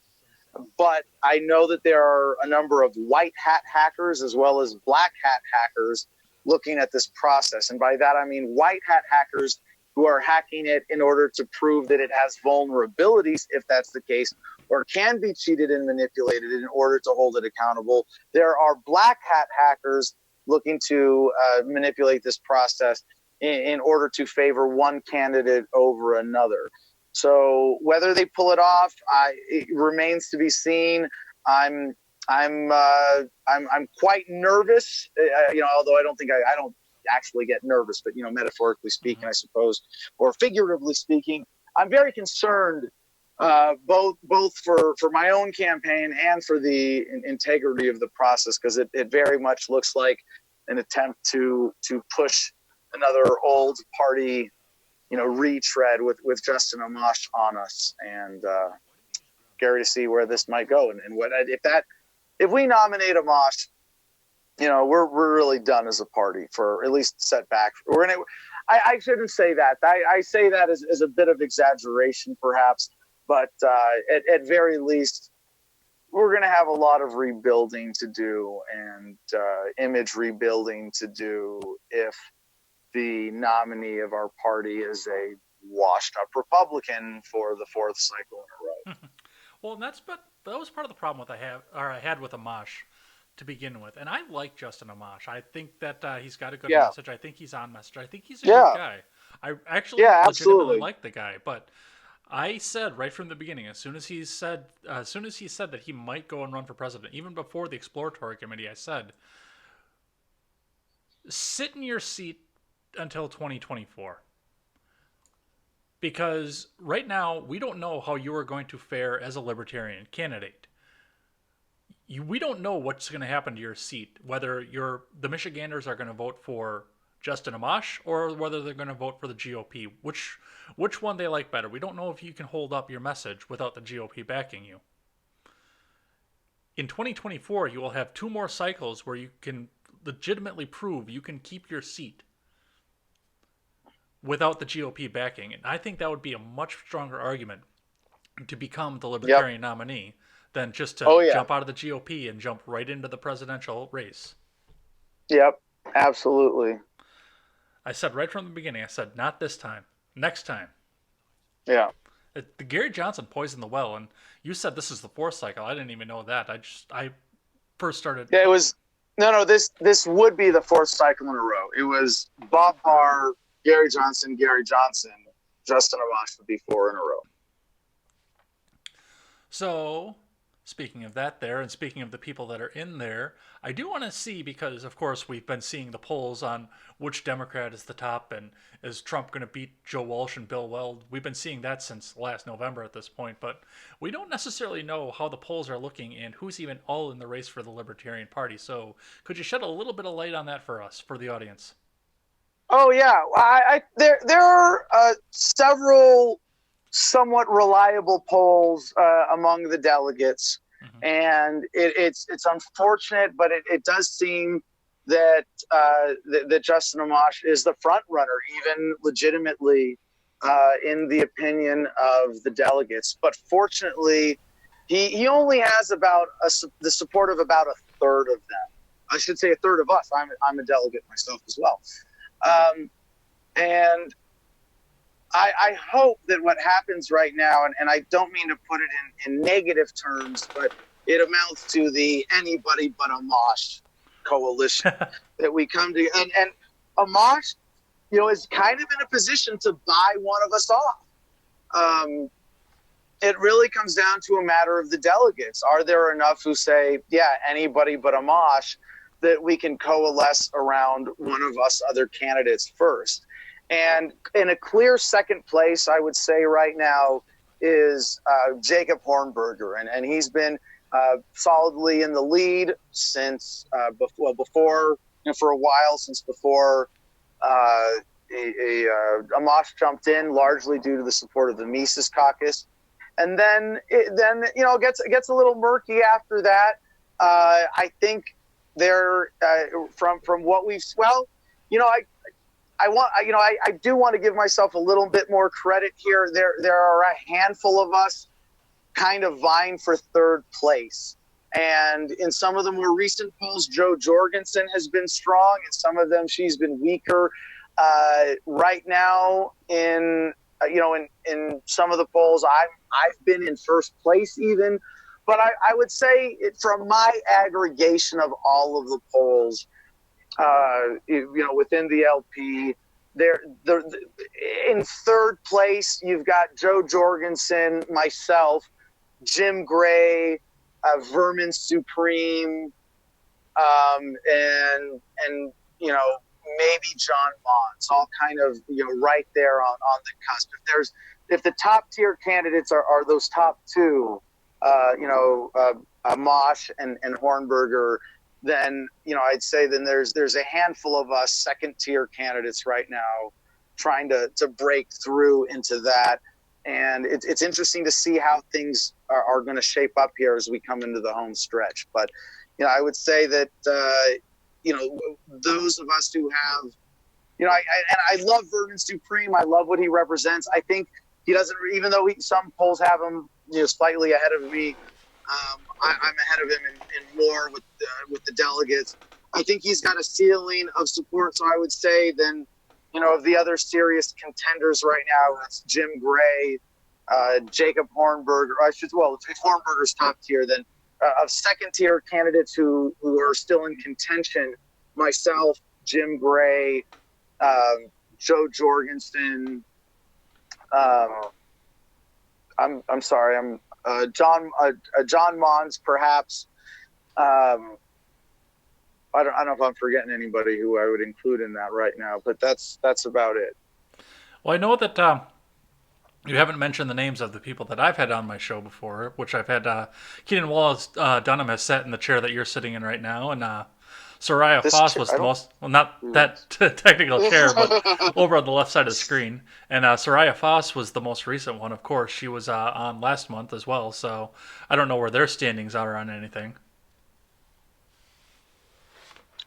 They haven't had any strong enough. I'm friendly with both of them. I like and respect both of them. Honest evaluation, though, at this point from the support they've gained, they haven't qualified to be in any of the significant debates, and they haven't built the support for their campaigns. But I'm actually going to be interviewing both of them for Adam versus the Man coming up shortly here. I actually got one from the chat here. Ron Helton asked about a Dan Berman. Yes, Dan Berman. There are three candidates I did not mention because I don't think they are second-tier contenders, maybe third-tier at this point, although one of them, John McAfee, is more top-tier in the vice presidential race since he's been actively campaigning for both slots, because they are nominated separately at the convention, which is certainly a fair strategy for him. And so him and Arvin Vohra and Dan Taxation Steph Berman are the three that I have the most respect for truly embodying libertarian principles in a meaningful way in their platform that is radical, also principled and pragmatic, but more importantly, getting at the root of the problem in fundamentally transforming the federal government into a voluntary institution. In their cases, saying that they would pardon anybody for victimless crimes that they possibly can. And I would happily serve as a VP nominee for any presidential nominee who makes at least that commitment. I think that would be the minimum standard for me, because, when I say I'm going to throw the ring in the fire, if some other strategy is chosen by the American people that, we want to transition the federal government to a voluntary system first, and I could oversee that system without violating my own standard of ethics. And I think any of those proposals would radically shrink the federal government as an institution, but certainly fundamentally in its authority, and that I would support. I hope whoever the nominee is, if they're challenged, can say, yes, I would pardon anybody I possibly can for victimless crimes. I think that is really that's a litmus test. That to me, that's a litmus test of ethics. Are you going to continue putting people in jail for victimless crimes? All right, and I got one last one here for you on the same topic here, and we talked a bit about this off mic before we went live on the show here. You just had your debates this past weekend, and I actually wound up missing them because I was still on the Freckles and Brit live stream over the weekend, so I don't know much about them, but could you give us any highlights over what happened with the debates this past weekend? Well, the main highlight was me being kept out of the Kentucky debate despite winning both qualifying round polls. And you go, how is that possible? Well, on its face, it's just a little mathematical trickery, okay? So I won the feeder poll that was the forum, and that I won dominated. In a field of 10, I had 55-something%. And the next one I did, which was the qualifier for the final, which Justin Amash, automatically qualified for, and there's some shadiness to that as well. But I also won that debate, and what they did for that is they had 2 separate feeder debates with 5 candidates each. And so in my debate on Wednesday night with 5 candidates, I was first place. They said there were 4 slots to debate Amash. They were going to have 5 candidates. The Saturday debate had 5 candidates. All 4 of them qualified. Their first place finisher, second, third, and fourth, because they all got more raw votes than I did in first place, probably because their vote was held on a Saturday. And while this poll was only held open for about 10 minutes total, this poll was held open for hours. So you go, well, anybody who was in this debate didn't stand a chance. Of course, the top 4 raw vote total getters are going to come from this debate. You go, yeah, that's very suspect, to say the least. And we have been infiltrated by FBI agents before in the Libertarian Party. This is not new. I suspect for every FBI agent who has ever infiltrated the Libertarian Party, there are probably 2 or 3 from the Republicans and Democrats or other political groups that, for obvious reasons, would want to subvert us. Is it that? Is it something more? Who's to say? Never ascribe to conspiracy or evil intent what can be adequately explained by incompetence or honest mistakes, or the fact that this is an organization run and made possible primarily by volunteers, and that should be respected. But yeah, when you look at everything that's happened with the debates in the past week, and there have been several others that I have been included in as the final debate. The Lions of Liberty hosted a great series of debates. That one was a lot of fun. Missouri Libertarian Party hosted a series of debates. I had a lot of fun in that one. They did a very good job with that. Shout out to Cecil Ince there with the Libertarian Party of Missouri. And if you look at the larger pattern, let's just say there's a reason people are now referring to me as the Ron Paul / Bernie Sanders of the Libertarian Party. All right, I got 3 more questions that I want to ask you, and these are just going to be simple one-name answers, just kind of based on what the race is going to be, and hopefully the LP can get in on. Obviously, I do hope that they'll get the debate access for this, but just kind of seeing, we obviously know how the vice presidential pick is going to go on the Republican Party. Yours is a delegate vote, so there's not going to be any appointments or anything. It's a more democratic system than the Democrats are, but I want to talk a little bit about what's going on over on the Democratic side right now with these 3 last final questions. So the first question is, statistically, who do you think that Biden is going to pick as his VP, just kind of based on the vibe you're getting off the news? I don't. There's so many more important things to follow in the news than that I think it is hardly worthy of anyone's attention to play personality politics like that. Okay. From the distance at which I do keep up with these sorts of things, I would think Elizabeth Warren is looking to be cajoled into compliance with the party authorities and I take love her the way you place worded up, that. up the ladder. And I would say that she's at least of the candidates I've heard in the best position. And it doesn't hurt that she's Pocahontas. She's an ethnic minority. So I think having that for the ticket, the Democrats would like that very much. So if you were the Libertarian nominee and you got to be on, you got debate stage access, we're going to open up the field back to all of the 27 that ran for it. Which one would you have wanted to be the nominee and the one that you were debating? Out of the 27 people that ran. If it was Trump and any other Democrat, who would I want that Democrat to be? Mm-hmm. Out of the 27 that ran. I have to say, our current political process in the old parties and nationally is really designed for the shit to rise to the top. Not the cream, but the shit.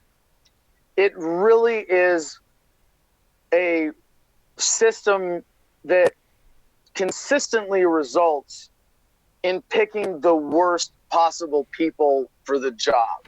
And I don't just mean for the job of the presidency, but really also for representing the Democrats and the Republicans. And with 2 70-plus-year-old white dudes accused of sexual harassment, credibly, I can't imagine a better pairing for Donald Trump than for me to be debating against Joe Biden. Nice. Really. That is the shit has risen to the top. Answer. So the last question is you get to be Biden's advisor for the last pick here, and you get to pick any politician in the world, or in the country rather, anybody, I don't even have to know who it is, any politician in the country to be the vice presidential pick, anyone at all, party, anything else. Who do you think would be the best pick for him? Oh, well, me, for sure. There you go. What do you mean? Yeah. But like, if I mean the best person for him to win, I wouldn't even pretend, because I don't, to know, I do have most of a master's degree in political management, but, and if I wanted to hack that problem apart of, if you're Joe Biden and you just want to beat Trump, demographically, statistically, messaging, presentation-wise, who was most likely to get you the victory? Well, then, yeah, okay. I could do that calculus, and it would probably come out to someone like Joe Biden. But certainly off the top of my head right now, I wouldn't pretend to do that. Out of my own self-interest, I'd say, yeah, make me your VP nominee so I can tell everybody what an asshole you are and how evil this system is and how much we'd be better off without the federal government. And then when you die of heart failure or you have to resign because of dementia setting in within a few months of taking office, cool, I'll take over and I'll get rid of the federal government. You're welcome. That is awesome. We're going to check in. We're running up on the clock here, so I'm going to cut down to one last topic. I know that everyone's waiting for the tour. Should we go lightning round and Elon Musk and then a quick tour to wrap this up? I want to talk a bit about the Arbery thing quick before we get to that one, because I do want to see where you're at on that one. But we're going to check in with a live chat here really quick. No, let's get that serious. Hold on. We're talking about the death of an innocent person here. Mm-hmm. You asked me as I start smoking pot. Let me give the subject the gravity and respect. I'm not being facetious. No, really. If we're going to talk about this case, it is a horrific tragedy. No way you slice it. It's impossible to avoid the fact that it is a horrific tragedy that someone ended up dead over an allegation of a stolen firearm, of any kind of stolen property. It's just stuff. Yes, a gun is stuff that can hurt people. The point is, it's just stuff. No one deserved to die. There should have been no physical confrontation over a theft whatsoever, unless it's in progress, force is being used, and life and limb is at stake. There's no reason to use the kind of force or to use deadly force to prevent someone taking stuff without there being some other threat involved. This case, there clearly was not. It's not like he was running around with the gun threatening people. There is no credibility in any kind of accusation saying that he was going out trying to threaten people with the gun that was allegedly stolen when he was shot. Now, some people have pointed out, well, you have to look at his mistakes, that he turned around and he assaulted the guy coming at him with the shotgun. He should have just ran away, or he should have submitted. You know what? That is absolutely missing the point. Mm-hmm. The aggressors are responsible here. And what they did was irresponsible vigilantism, where we have a failure of the government system that does not hold them appropriately accountable.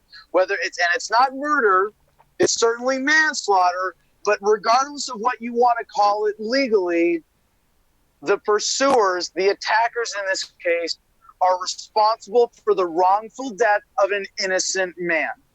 And they need to be held accountable. And it's because of government, because one of them was an ex-cop, that he thought he could do this. And because he knew that he would not be held accountable, that they even contemplated doing something as insane as this. I'm all for vigilante justice. It should be used against cops and government agents more than against civilians. Unfortunately, we don't live in a country where that's realistically possible. But this was clearly the case of a crime being committed by aggressors that resulted in a wrongful death, and they need to be held accountable. I'm grateful that it seems like, thanks to overwhelming public pressure, they finally are. Well, and part of the problem that I've had with this is not necessarily what's going to happen, because it looks like the justice system is going to be taking hold of this, and they're actually going to be going through and getting a decent investigation. The Georgia Bureau of Investigation has asked the federal government to step in because it's the only way that they can get something impartial, because this guy was an ex-cop, so everybody knows the guy. So I'm very, very grateful for that. But the problem that I've been having with this is, of course, now this became a national story. This, to me, was a local story and something that didn't need to come out to the national light. But the genie's out of the bottle at this point. Everything's out of the box, and now we have to face this down and face the consequences of what's going to come out of this. And now, of course, so many people are piling on and saying, well, this is just evil, white, racist men that were coming down to hunt down and kill a black man because he was black, and there was no other reason for it. And Conservative Inc., on the other side of it, the TPUSA types and Candace Owens have jumped in on the other side, of course, to try and demonize the man for possibly looking like the guy that was standing in the construction site, which, once again, and it is a fair criticism of the victim to say that he should have responded differently, and he might be alive if he had responded differently.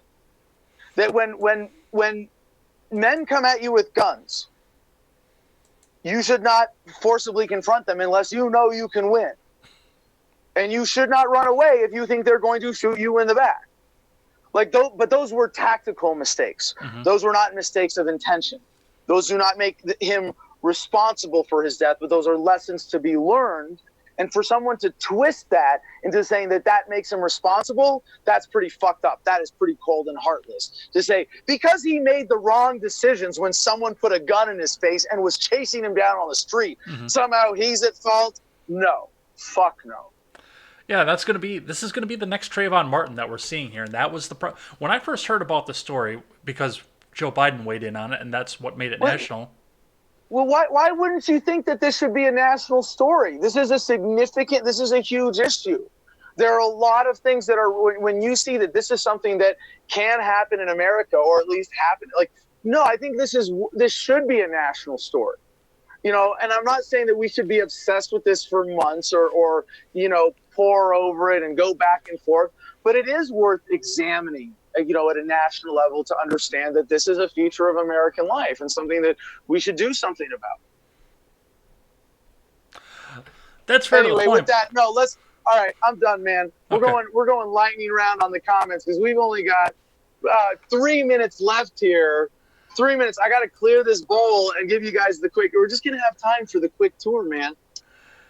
Okay, well, I'm going to hit the comments here then. So, looks like we had Generational Gaps said #Bill2, and then he brought up a good point. We have been telling people they can and should talk about these things for 3 decades. Sadly, so many seem to be choosing to wait 3 decades. Ron says, I think Me Too movement can trace its origins back to the Senate hearings when candidates for positions are put forward, most notably with Anita Hill. Helton says, I like Amash, but I would not vote for him. Expect those who would head the executive branch to not fall for hoaxes. He's referring to the impeachment hearing. We talked. That's a good point. I haven't really gotten into that on Justin Amash because I don't.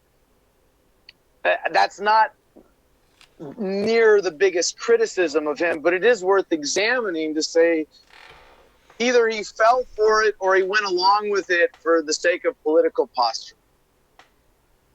And either one is a little slimy and dishonest and misses the opportunity that if we're going to support him with this nomination and the platform that goes with it, then, we are, supporting someone who might be that far off message as to make things about the political back and forth rather than the principles of freedom. If I was in Congress, I might have voted for impeachment too, but it wouldn't be because I fell for the Ukraine hoax. It would be because impeach them all. Anything we can do to slow down government so they can hurt less people and grow less, yeah, let's do it. Democrats want to vote for impeachment over something stupid? Cool. I got smart reasons, but I'll vote along with your something stupid, and I'll be direct and honest and upfront about it. And some people would say that's not really what Amash did here, and that there was some, maybe, I'm not going to speculate. That's why it's not my biggest, argument against him as the nominee. And I'm going to give McConnell Smuggles Cloak the last word out of the live chat here. The race angle needs to be shifted to police and corrupt government. And that's going to be it for the live chat tonight here. So thanks everybody for coming out here and chatting with us. And it looks like, because my last question is always, what do you do to help unwind at the end of everything? We're going to go on the tour here. And while we're going on the tour, yes, I'm going to hit the D-Live chest. So get ready to all claim right. your lemons. So the first part of this tour is to know that the noise from the background here is my dog, Baloo. Yes, Baloo, you're on camera again. That's right. Smile. Be happy. You want to come say hi? You want to come on a walk with me, buddy? No, he might be lazy today. All right, so we're going to turn the camera around here, and you can see that I am aboard No Force One, our campaign bus. I suppose before we go outside, it is a bright afternoon. I'm going to grab my shades here. Baloo, come on. Come on, Baloo. Let's go. Come on, yeah, you want to get up, buddy? He's kind of an old dog. He needs a little encouragement. Come on, come for a walk with me, just real quick. I know you want to go outside and play. Let's do it, buddy. All right, so here we go. Stepping outside here. Come on, Mr. Baloo. Yep, see, taking the stairs like an old man. He's been with me through a lot of tours. He is actually a survivor of police brutality himself, having had a flashbang grenade thrown at him when poor our dog. home in Virginia was raided. So let's see, I'll pull this up, brighten the screen. I can see what I'm showing you a bit better for a few minutes without my phone dying on me. Here's one of my survivor trees. You can see what happened. It got knocked over and just decided to keep on growing. Fun story there. Maybe if you follow us at the Garden of Freedom on Instagram, you'll find out what happened to the trees around here. By the way, there's the old Freedom trailer. There's another one of my survivor trees. Here we have the 1-bedroom, 28-foot geodesic dome house that we're building Earthship style. We got some people hanging out around the campfire, and they like to say hi when we're on video doing interviews. We got the camp kitchen here, our shipping container, water tanks, our workshop where we build the geodesic domes. We've got another dome here that's going to be a greenhouse. You can see actually back there's another survivor tree.